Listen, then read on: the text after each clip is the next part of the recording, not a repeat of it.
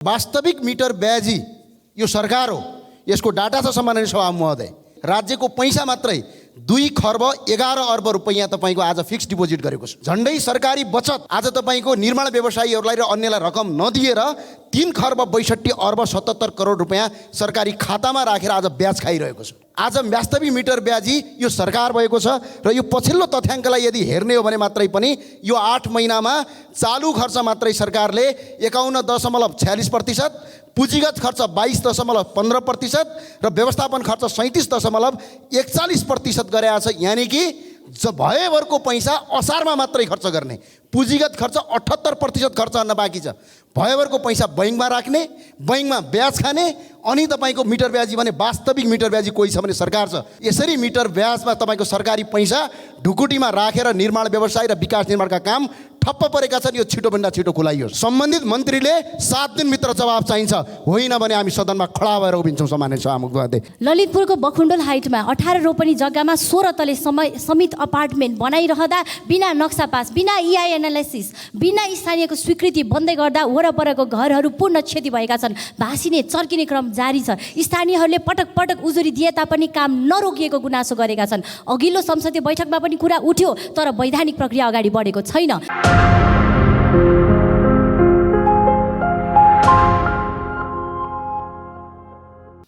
सम्माननीय सभामुख महोदय, सरकार भन्छ मिटर ब्याजीलाई समस्या समाधान गर्छु।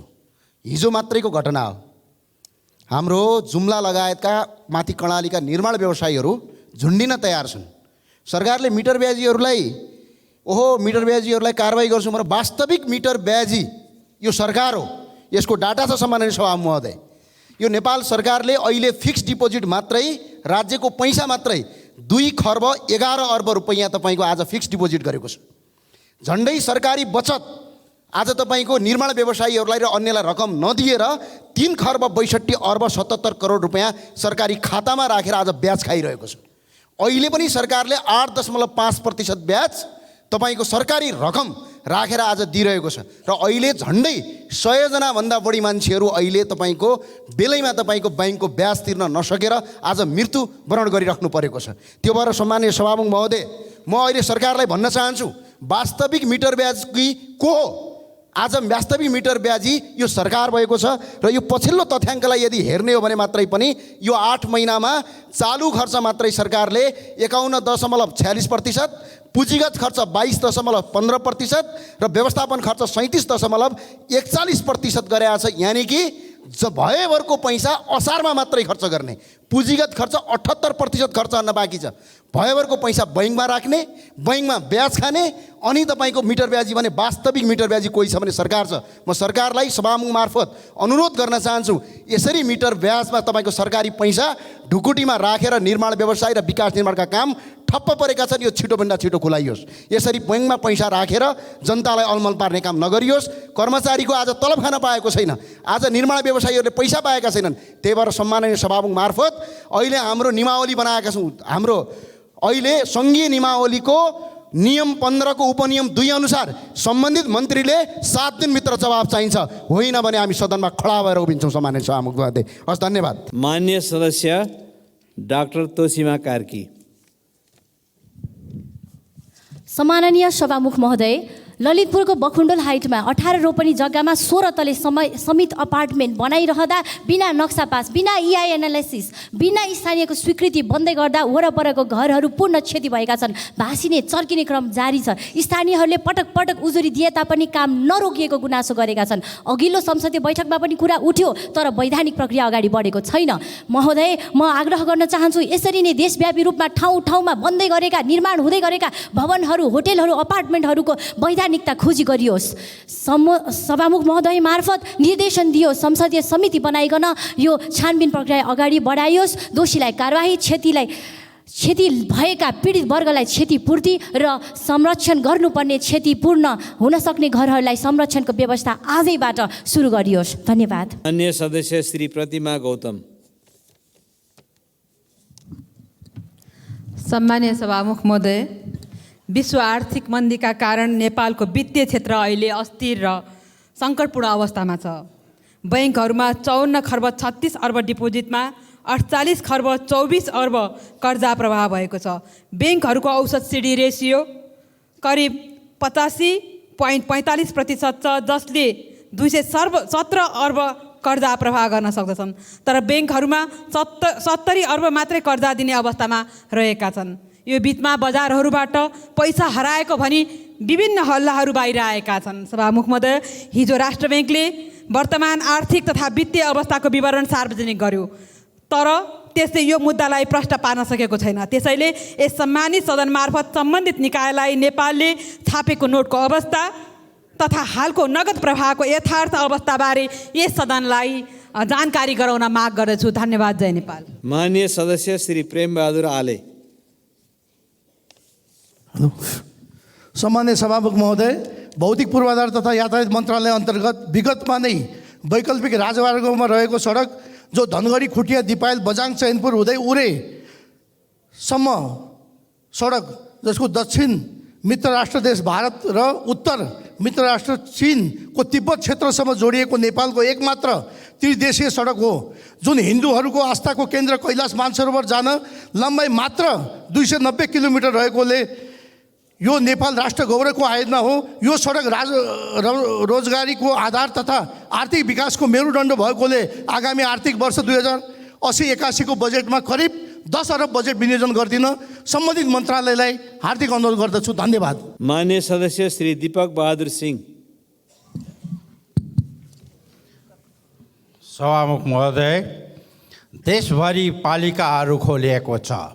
पालिकाहरूले जनतालाई करको भार बोकाउनु बाहेक र कार्यकर्ता भर्ती केन्द्र गर्ने बाहेक कुनै काम गरेका छैनन्।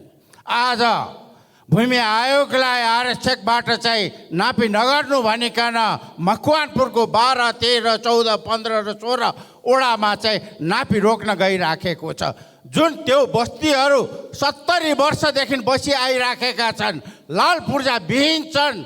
लाल पूर्जा नपाएर कुनै पनि काम 4 वटा बाख्रा या भैँसी किन्नलाई चाहिँ त्यो लोन लिनलाई पनि पाइराखेको छैनन्। सरकारले के हेरिराखेको छ? म सरकारलाई अनुरोध गर्न चाहन्छु, चाँडो से चाँडो ती वर्षौँदेखि बसेका बस्तीहरूले लाल पूर्जा पाओस् र आरक्षणभित्र परेको आरक्षण वन्यजन्तु आरक्षण त हिजो आएको, तर त्यहाँ बस्ती 70-80 वर्ष पहिलादेखि बसेको छ। त्यसकारण ती जनतालाई मालिक हुनुबाट सुकुम्बासी बनाउन गइराखेको छ, त्यो तुरन्त रोकोस् भन्ने म नेपाल सरकारलाई अनुरोध गर्न चाहन्छु र सरकारले पनि चाँडो से चाँडो सरकार गठन गरेर जनतालाई राहत दिनको लागि अगाडि बढोस् भन्ने म अनुरोध गर्न चाहन्छु। धन्यवाद। माननीय सदस्य श्री धनराज गुरुङ। सम्माननीय सभामुख महोदय, अङ्ग्रेजीमा एउटा भनाइ छ, corruption is a true enemy to development. यही मान्यताका साथ काम गर्ने देशहरूले आज विकासमा फड्को मारेका छन्, विकसित मुलुक भएका छन्। तर हाम्रो मुलुकमा मलाई लाग्छ corruption is a true enemy to development हुनुपर्छ भन्ने मान्यता साथ काम गर्न छाडेर corruption is a true friends to the political leaders जस्तो भएको छ। त्यस कारणले गर्दाखेरि यहाँ मुलुकमा नीतिगत भ्रष्टाचार भएको हुन्छ, संरचनात्मक भ्रष्टाचार हुन्छ, कार्यक्रम कार्यान्वयनमा पनि भ्रष्टाचार हुन्छ। तसर्थ अहिले ठुलो समस्या हामीले झेलिरहेका छौँ कि आज मुलुकमा आर्थिक सङ्कट आइपरेको छ। यो आर्थिक सङ्कटलाई खर्च कटौती गरेर मात्र यो साम्य हुन सक्दैन, यसको समस्या समाधान हुन सक्दैन सभामुख महोदय। तर आजको दिनमा ठुलो रूपमा हामीले खर्च कटौती गरिरहेका छौँ। खर्च कटौती उपाय हुँदै होइन, ठुलो मात्रामा हामीले खर्च गर्ने उपायहरू निकाल्न सक्नुपर्दछ, तब मात्र आर्थिक सङ्कट मोचन गर्न सक्छौँ भन्ने कुरा सरकारको ध्यान आकर्षण गराउन चाहन्छु। धन्यवाद। सभामुख महोदय, रूपन्देही, पाल्पा र गुल्मी जिल्ला जोड्ने सालजन्नी सुन्दरढुङ्गा सडक कालोपत्रे गर्न टेन्डर भएको 3 वर्ष भयो, तर अहिलेसम्म काम प्रारम्भ हुन सकेको छैन। पाल्पाको डुम्रेदेखि काकल्दी, बुढाखोल्सा, सैटोला, कुसुमखोला, त्रिवेणी, सातमुरे हुँदै गुल्मी जोड्ने सडकको ट्र्याक खोल्ने काम टेन्डर भएर पनि पुरा हुन सकेको छैन। डुम्रेदेखि कुसुमखोलासम्मको सडक कालोपत्रे गर्ने गरी गरिएको काम पनि प्रारम्भ भएको छैन। वन मन्त्रालय र भौतिक पूर्वाधार मन्त्रालय बीचको समन्वयको अभाव र सानातिना कानुनी उल्झनहरू देखाएर तय भएका कामहरू, निर्धारण भएका कामहरू समेत काम नहुने कुराले हाम्रो काममा धेरै प्रश्न उठ्ने गरेको छ। त्यसकारण म यी टेन्डर भएर प्रारम्भ गर्नका निम्ति सम्पूर्ण प्रक्रिया पुरा भएका कामहरूमा उत्पन्न भएका केही साना समस्याहरूलाई तत्काल समाधान गरी काम प्रारम्भ गर्न सभामुख मार्फत सरकारको ध्यानाकर्षण गराउँछु। धन्यवाद। मान्य सदस्य श्री तेजुलाल चौधरी। सम्मानित सभामुख महोदय, यो टेन्डर प्रक्रिया टेन्डर भएर पनि टेन्डर रद्द हुने, सडक डिभिजन लाहानको कार्यालयबाट र पुनः पनि टेन्डर गर्न निकै नै टाइम लाग्ने, 1 वर्ष 1.5 वर्ष लाग्ने। त्यसै कारणले म सडक व्यवहार सम्बन्धित कार्यालयमा आग्रह गर्न चाहन्छु कि चाँडोभन्दा सडकको टेन्डर गर्न म आग्रह गर्न चाहन्छु। खर्चुयादेखि पूर्व पश्चिम राजमार्ग खर्चुयादेखि सिसवा बेहली हुँदै काचन र सोनपट्टि सडक 18 किलोमिटर टेन्डर भइसकेको टेन्डरलाई रद्द गरेर पुनः टेन्डर गर्न म आग्रह गर्न चाहन्छु। त्यस्तै कल्याणपुर गाईघाट सडक 2 चोटि 3 चोटि टेन्डर भएर पनि विभिन्न कारणले प्राविधिक कारणले रद्द गरेको छ। पुनः टेन्डर गर्न म आग्रह गर्न चाहन्छु र त्यसमा मन्त्री परिषदबाट निर्णय भइसक्यो। मान्य सदस्य श्री दिकपाल कुमार साई।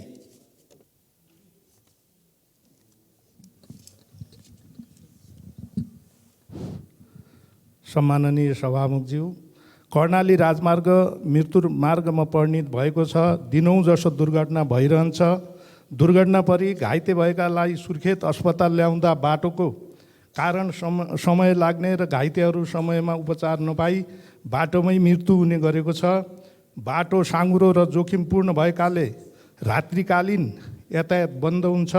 यात्रुले बाटोमै रात बिताउनुपर्छ। त्यसैले कर्णाली राजमार्गको छिटोभन्दा छिटो स्तर उन्नति गरियोस्। कर्णाली राजमार्ग र मध्य पहाडी लोकमार्गको सङ्गम स्थल दैलेख 28/9/3 मा जनताले कर्णाली स्वास्थ्य विज्ञान प्रतिष्ठानको नाममा 50 रोपनी जग्गा निःशुल्क दिएका छन्। सोही ठाउँमा ट्रमा लगायत 100 शय्याको अस्पताल निर्माण गरियोस्। धन्यवाद।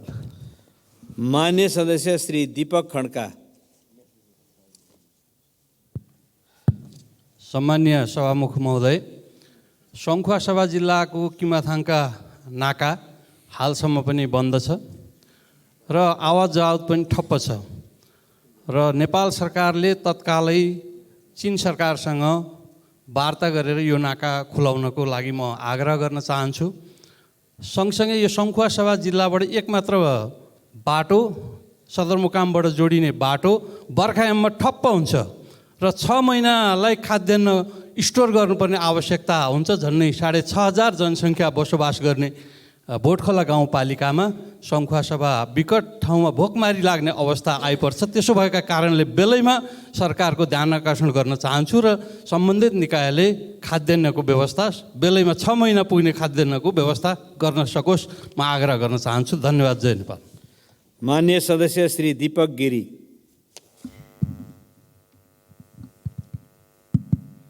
सम्माननीय सभामुखज्यू, म दाङ अवस्थित एउटा इतिहास बोकेको धरोहर थारू राजाको नाउँले विख्यात प्रख्यात दङ्गी शरणको बारेमा सभामुख मार्फत सरकारलाई जानकारी गराउन चाहन्छु। त्यो दङ्गी शरण सुकोरा कोट, जहाँ दङ्गी शरणको दरबार थियो, अहिले सुकोरा कोटको नाउँमा त्यो एउटा डिस्कोको रूपमा छ। केही वर्ष अगाडि सरकारले केही नजर गरेको जस्तो गर्यो, पर्खाल लाउन शुभारम्भ गर्यो, केही निर्माणको काम गर्यो, अहिले ठप्प छ।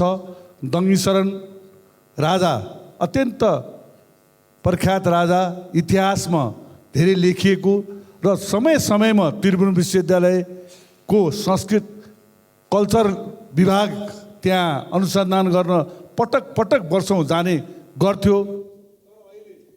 श्री दिलेन्द्र प्रसाद बडु। सम्माननीय सभामुख महोदय, म हाम्रो प्रतिनिधि सभा नियमावली 2079 को नियम 15(2) तिर नेपाल सरकारको ध्यान आकर्षण गराउन चाहन्छु सामान्य सभामुख मार्फत। जसअनुसार विशेष समय र शून्य समयमा सांसदहरूले उठाएका प्रश्नहरूको 7 दिनभित्र जवाब दिनुपर्ने बाध्यात्मक अनिवार्य व्यवस्था पनि हो हाम्रो नियमावलीले गरेको। तर अहिलेसम्म कुनै प्रश्नहरूको जवाब आउन सकिरहेको छैन। त्यसकारण यो निरर्थक र अरण्य रोदनमा परिणत हुँदैछ यो समय। त्यसकारण म यो ध्यान आकर्षण विशेष रूपले गराउन चाहन्छु। र त्यसको सिलसिलामा मैले अहिले दार्चुला जिल्लामा महाकाली नगरपालिका र नौगाड गाउँपालिकामा महाकाली र लास्कु खोला र नौगाड खोलामा आएको भीषण बाढीले गर्दा सैकडौँ घर परिवारहरू विस्थापित भए र संरचनाहरू भौतिक संरचनाहरू विच्छेद अवस्थामा छन्। फेरि तिनीहरूलाई पुनः मान्य सदस्य श्री दुर्गा राई। सम्माननीय सभामुखज्यू, संविधानको प्रस्तावनामै प्रष्टसँग लेखिएको छ कि नेपाल बहुभाषिक मुलुक हो भनेर। त्यसैले सभामुख महोदय, नेपाल जस्तो बहुभाषिक मुलुकमा भाषा जस्तो अत्यन्त संवेदनशील विषयमा अहिलेसम्म सङ्घीय ऐन बनेको छैन। नेपालको संविधानको धारा 287 भएको व्यवस्था बमोजिम नेपाल सरकारले 2073 सालमा भाषा आयोग गठन गरेको छ। उक्त आयोगले आफूले गर्नुपर्ने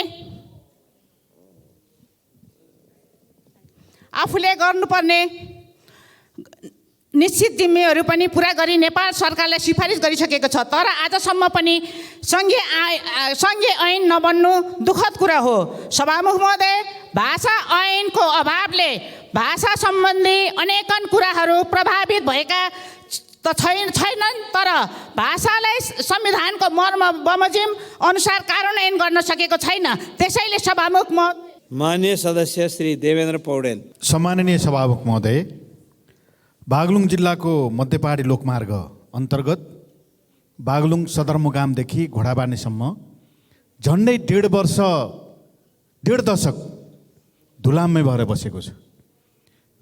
महिला दिदीबहिनीहरू सुत्केरी भएर त्यहाँ मृत्यु भएको छ, बिरामीहरूको मृत्यु भएको छ। तर त्यो बाटो अहिलेसम्म पिच भएको छैन। भौतिक मन्त्रालयमा गयो, बजेट सुनिश्चित छ, ठेकदारलाई फलो गर्नुहोस् भन्नुहुन्छ। डिजी कहाँ गयो, ठेकदारलाई फलो गर्नुहोस् भन्नुहुन्छ। 1.5 दशकसम्म हिँड्दाखेरि पनि त्यो बाटो पिच हुन सकेको छैन।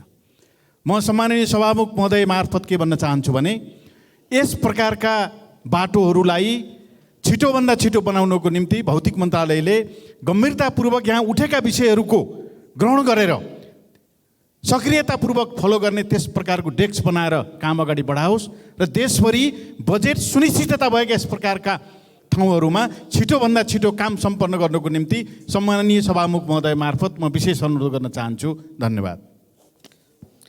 मान्य सदस्य श्री ध्रुवबहादुर प्रधान। सम्माननीय सभामुख महोदय, नेपालमा नपाइने कोकिन एयरपोर्टबाट विदेश गइरहेको पक्राउ हुन्छ। अनुसन्धानको क्रममा त्यो कसरी आयो भन्ने कुरो अनुसन्धान हुँदैन र कहाँबाट ओरिजिनेट हो भन्ने खालको कुरो पनि हुँदैन। त्यति मात्रै नभएर खुला सीमाबाट टिडिजेसिक, ब्राउन सुगर जस्ता लागु औषधहरू नेपालभित्र प्रवेश गरेर तमाम युवादेखि लिएर तराईदेखि लिएर पहाडसम्म व्याप्त रूपमा यसको दुष्प्रभावित भएको छन्। त्यसकारण यसलाई नियन्त्रण गर्नको लागि र उपयुक्त अनुसन्धान गर्नको लागि सरकारले ध्यान दियोस्। धन्यवाद। मान्य सदस्य श्री नवल किशोर शाह सुडी। सम्मान्य सभामुख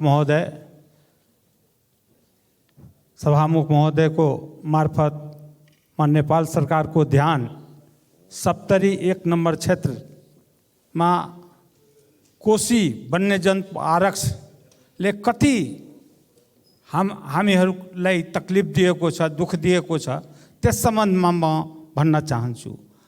हनुमाननगर कंकालनी वार्ड नंबर 1 देखि कंचन रूप वार्ड नंबर 1 देखि सप्तकोशीसम्म हाम्रो माग यो होइन कि कोशी वन्यजन्तु आरक्षलाई हटाइदिनुहोस्, उसलाई सालमा तपाईको 10-20 जनाको हत्या हुन्छ हात्ती आतंकबाट। हजारौँ हजार बिघा जग्गा जो छ जसमा अघि लाखौँ मन अनाज उब्जिराखेको थियो त्यो जग्गा आज हात्ती आतंक। माननीय सदस्य श्री नागिना यादव। सम्माननीय सभामुख महोदय, नेपालमा सुर्तीजन्य पदार्थबाट दैनिक 4 जनाको मृत्यु हुने गरेको छ, जबकि 21-22 सन् 21-22 आउँदाखेरि पनि चुरोट सेवनकाबाट लाग्ने रोगहरूको उत्पादकत्व र मृत्यु प्रकरण जोड्दा करिब 40 अर्ब बराबरको आर्थिक क्षति भएको छ, जबकि यसबाट हाम्रो जम्मा अर्ब राजस्व उठ्ने भनेको 25.92 अर्ब मात्र उठेको छ र यसलाई चाहिँ दक्षिणी एसियाली मुलुकमै हेर्दाखेरि नेपालमा चाहिँ सबैभन्दा कम करको दायरा रहेको छ, जुन चाहिँ हाम्रो नेपालमा 41% मात्रै रहेको छ, जबकि सार्क कन्ट्रीहरूमा भारतमा तपाईँको 53%, पाकिस्तानमा 61%, बङ्गलादेशमा 73%, श्रीलङ्कामा 77% कर लगाएको छ। अब विश्व स्वास्थ्य सङ्गठन अनुसार सुर्तीजन्य पदार्थबाट 75% लगाउनु पर्ने कर भनिएको छ, तर WHO ले पनि यसलाई बार बढाउनु पर्छ भन्ने दबाब दिँदै आउँदा पनि नेपालले के। माननीय सदस्य श्री नयनाकला थापा। माननीय सभामुख महोदय, विशेष त यो हाम्रो पशुपति क्षेत्र र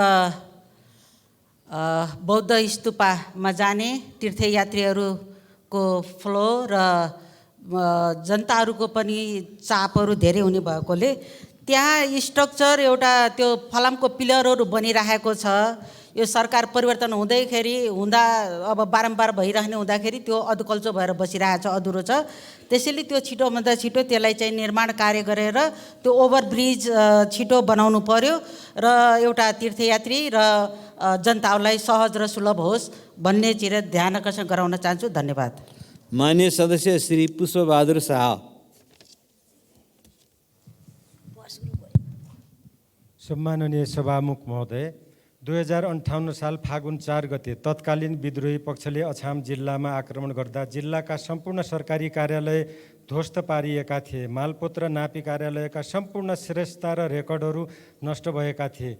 गोसरा नापी र विशेष नापी कार्यालयको स्थापना गरियो, तर अछाम जिल्लाको कुल 3,93,515 आबादी कित्तामध्ये फिल्ड बुकका आधारमा 2,33,618 कित्ता मात्र दर्ता हुँदा 1,59,897 कित्ता जग्गा दर्ता हुन बाँकी रहेका छन् र 13,000 जग्गा धनीले लाल पूर्जा पाउन सकिराखेको अवस्था छैन, जसको असर जग्गा खरिद बिक्री अंशबन्डा वित्तीय कारोबारमा परेको छ।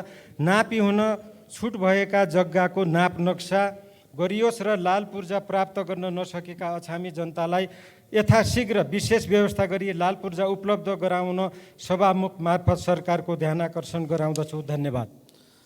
माननीय सदस्य श्री पूर्णबहादुर घरती मगर।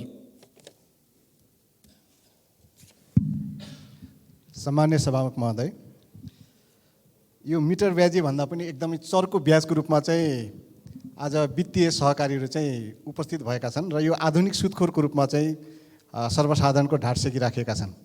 यसलाई कृषि विकास बैङ्कमा किसानहरूले र सर्वसाधारणले ऋण लिनुपर्ने जुन झन्झटिलो व्यवस्था छ त्यसलाई अन्त्य गर्दै स्थानीय सरकारको रहबरमा बिना धितो ऋण दिने व्यवस्थाको चाहिँ नीति कार्यक्रममा चाहिँ सरकारले त्यसको व्यवस्था गरोस्। दोस्रो कुरा, हामीले 5 वर्ष 7वटा प्रदेशमा प्रदेश सभाहरूमा सङ्घीय सरकारका बारेमा थुप्रै प्रश्नहरू उठ्ने गरे र मन्त्रीहरूले जवाब दिने बेलामा यो कुरो सङ्घीय सरकारको मामला भएकोले हामीले जवाब दिइरहनु परेन भनेर भन्नुभयो। 5 वर्ष बित्यो। आज पनि शून्य समयमा, विशेष समयमा र अन्य प्रसङ्गमा सङ्घीय सरकारका बारेमा जो प्रश्नहरू उठ्ने गर्छन् त्यसको जवाबदिहिता कहाँबाट दिने, कसले दिने, यसबारेमा सङ्घीय सरकारले व्यवस्था गरोस्। धन्यवाद। माननीय सदस्य श्री प्रदीप यादव। सम्मानीय सभामुख महोदय, पर्सा जिल्लाको वीरगञ्ज कारागारको अवस्था अहिले जीर्ण बनेको छ र कारागार अहिले यत्नागिरी बनेको छ। कारागार सुधार्ने ठाउँ हो कि बिगार्ने ठाउँ हो? वीरगञ्ज कारागारमा क्षमताभन्दा बढी कैदी बन्दी रहेको छ र यसरी कोचाकोच गरेर कैदी बन्दी राख्नु अपराध हो कि होइन सभामुख महोदय? शौचालयको समस्या उस्तै खराब छ। शौचालयमा करिब कैदीहरू बिहान लाइन लाग्दै जाँदा चाहिँ भ्याउँदैन। धेरै कैदी बन्दीको चाहिँ दिशा पिसाब पाइन्टमा भएको चाहिँ खबर चाहिँ बाहिर आइरहेको छ सभामुख महोदय। र 90 वर्ष पुरानो वीरगञ्ज कारागार अहिले जीर्ण छ र कारागारको सुरक्षामा तैनात प्रहरीहरूको सुरक्षा पोस्ट एकदमै जीर्ण भएको छ। कुनै बेला पनि कुनै दुर्घटना हुनसक्छ। यसकारण नेपाल सरकारलाई म अनुरोध गर्न चाहन्छु कि वीरगञ्ज कारागारमा स्थल अवलोकन गरेर त्यहाँ त्यसको चाहिँ निर्माणको काम सुरु गरोस्। धन्यवाद। माननीय सदस्य श्री प्रभु हजारा दुसाद। सभामुख महोदय, मध्य प्रदेशमा एक मात्र केन्द्रीय अस्पताल नारायणी अस्पताल झन्डै अहिले 4 वर्ष भइसक्यो टेन्डर भएको, 550 बेडको 1,55 करोडको। यो उच्च अदालतले निर्णय गर्दा पनि अहिले सर्वोच्चमा मुद्दा चल्दैछ। यसरी स्वास्थ्यसँग सम्बन्धित निकायले अहिले त्यसमा ध्यान नदिएको हुनाले वास्तवमा सरकारको म सभामुख मार्फत ध्यान दिन चाहन्छु कि यथाशीघ्र त्यो नारायणी अस्पतालको कामहरू अगाडि बढाइयोस्। 550 शैय्याको बेडको यो अस्पताल हो। र सँगसँगै अहिले यज्ञको नाममा पर्सा जिल्लामा दलितहरूलाई विगतमा पनि यज्ञमा सहभागी गराइएन, अहिले वर्तमानमा यज्ञ हुँदैछ र अहिले पनि वञ्चित गराइएछ। यथाचित गृह मन्त्रालय अन्तर्गतमा माग गर्न चाहन्छु त्यो दलितहरूलाई यज्ञमा सहभागी गराउने कामहरू अगाडि बढाइयोस्। धन्यवाद। माननीय सदस्य श्री प्रेमबहादुर महर्जन। सम्माननीय सभामुख महोदय, काठमाडौँ उपत्यकाको माटो कमसल मलिलो भएको हुँदा यहाँ ठुल्ठुला संरचनाहरू निर्माण गर्दाखेरि सोइल टेस्ट गर्नु जरुरी छ। यसको फलस्वरूप समिट अपार्टमेन्टको संरचना निर्माण गर्दा खाल्टो खनिँदा चर्किएको भाँसिएको घरहरूले प्रमाणित गर्दछ कि त्यस ठाउँका स्थानीय जनताहरू अत्यन्त चिन्तित छन्। त्यो कार्य तत्काल रोकेर आवश्यक कदम चाल्न सरकारसँग जोडदार माग गर्न चाहन्छौँ। साथै त्यस्तै एउटा ललितपुरको काठमाडौँ उपत्यकाको 4 विनायक मध्ये सिद्धिविनायक, जलविनायक र सूर्यविनायक र कार्यविनायक ललितपुरको दक्षिणी भेग बुङ्गमती 22 नम्बर वडामा पर्छ। त्यो अत्यन्त भिडमा छ, खस्न लागेको अवस्थामा छ र थुप्रै भिड जनताहरू त्यहाँ चाहिँ नि भक्तजनहरू लाग्ने गर्छ। त्यस ठाउँको उचित संरक्षण गर्ने निम्ति म संस्कृति पर्यटन तथा नागरिक उड्डयन मन्त्रालयको ध्यान आकर्षण गराउन चाहन्छु। हस्, धन्यवाद। माननीय सदस्य श्री बद्री प्रसाद पाण्डे। सम्माननीय सभामुखज्यू, बाजुरा जिल्ला सदरमुकाम मार्तडी जोड्ने साँफेबगर मार्तडी सडक खण्डको करिब 1 किलोमिटर क्षेत्रमा वर्षेनी पहिरो जाने गर्दछ। बुढीगङ्गा नगरपालिकाको वडा नम्बर 1 मा पर्ने बल्दे अमकोट क्षेत्रमा वर्षायाम सुरु भएपछि कम्तीमा 4-5 महिना गाडी चल्दैन। बाटो अवरुद्ध हुँदा सर्वसाधारणको आगमन अवरुद्ध हुनुका साथै जीवन अत्यन्त कष्टकर हुन्छ। ढिलै भए पनि यसै साता बुढीगङ्गा नगरपालिकाको समन्वयमा साँफेबगर मार्तडी सडक डिभिजन कार्यालयले करिब 3.5 किलोमिटरको वैकल्पिक मार्गको ट्र्याक खोलेको छ, जुन स्वागतयोग्य छ। तर केवल काम चलाउ होस् भन्ने हिसाबले खोलिएको यो वैकल्पिक मार्गको गुणस्तरमा ध्यान नदिने हो भने झनै ठुलो जोखिम बेहोर्नु पर्ने हो कि भन्ने चिन्ता बढेको छ। अमकोट गाउँको तल्लो भूभागमा रहेको सडकको पहिरो विस्तारित हुँदै गाउँको डिलसम्म पुग्न लागेको छ भने अहिले बनेको वैकल्पिक मार्ग गाउँभन्दा माथिबाट गएको छ। यस वैकल्पिक मार्गमा ग्याबिन बिछाउने मेसिनरी वाल नबनाउने हो भने दुवैतिरबाट गाउँमा अकल्पनीय क्षति निम्तिन सक्छ। त्यसैले असार सुरु हुनुभन्दा अगावै गुणस्तरीय र दरिलो सडक निर्माण गरियोस्। वैकल्पिक सडक बनाउन क्षति पुगेका घर धनीहरूलाई अविलम्ब क्षतिपूर्ति उपलब्ध गराइयोस्। विद्यालय लगायत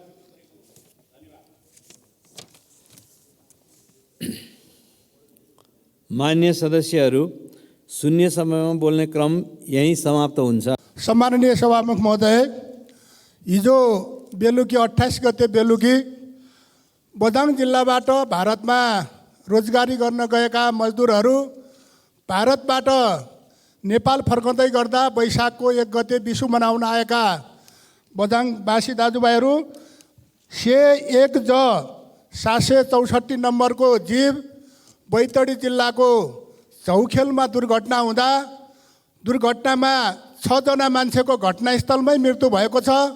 5 जना मान्छे घाइते भएका छन्।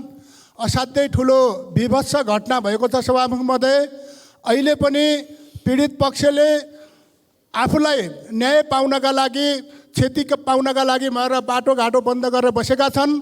लासहरू बैतडी जिल्लाको पाटनमा लिएर लासहरू पाटनमा छन्। त्यसो भएको हुनाले म गृह मन्त्रालय मार्फत उनीहरूको उचित क्षतिपूर्तिको व्यवस्थासहित यो दुःखद घटनाको तत्काल त्यसको समाधानका लागि म सभामुख महोदय मार्फत गृह मन्त्रालयको ध्यान आकर्षण गराउँछु। धन्यवाद। सम्माननीय सभामुख महोदय, नेपाल सरकारको मन्त्री परिषदले 1-2 दिनमै एउटा गम्भीर निर्णय गर्न लागेको कुरा पत्र पत्रिकामा बाहिर आएको हुनाले मैले यो आकस्मिक समय लिनु परेको छ महोदय। स्मार्ट टेलिकम प्रणालीले नेपाल दूरसञ्चार प्राधिकरणबाट 25 वर्षका लागि अनुमति प्राप्त गर्यो। हाम्रो विद्यमान ऐनमा 10 वर्षमा नवीकरण गर्नुपर्ने व्यवस्था छ। आज स्मार्ट टेलिकम प्रणालीले नेपाल सरकारलाई विभिन्न शीर्षकमा 5 अरब दस्तुर तिर्न बाँकी छ र नवीकरण गर्दाखेरि अर्को 23 करोड रुपियाँ राज्यलाई तिर्नुपर्ने हुन्छ। तर आज स्मार्ट टेलिकम प्रणालीले नवीकरण बापतको 23 अरब रुपियाँ पनि नतिर्ने, विभिन्न शीर्षकको 5 अर्ब दस्तुर पनि नतिरिकन अहिले आफ्नो नवीकरण गराउनका लागि मन्त्रीहरूका घर घरमा पुगेको, हामीले क्वार्टरहरूमा पुगेको मन्त्रालय धाएको भन्ने सुन्नमा आएको छ। र अहिले मन्त्री परिषदले 1-2 दिनभित्रै त्यो शुल्क नलिकन, त्यो दस्तुर नलिकन यसलाई नवीकरण गर्ने योजना बनिरहेको छ भन्ने कुरा आएको हुनाले माननीय सभामुख महोदय, यदि मन्त्री परिषदबाट यस्तो प्रकारको निर्णय हुन्छ भनेदेखि मुलुकलाई 28-30 अर्ब रुपियाँ डुबाउने काम हुँदैछ र नीतिगत भ्रष्टाचार हुँदैछ। यसमा धेरै ठुलो चलखेल छ भन्ने कुरा मिडियामा आएको हुनाले यसतर्फ सभामुख महोदय मार्फत सरकारको गम्भीरताका साथ म ध्यान आकर्षण गर्न चाहन्छु।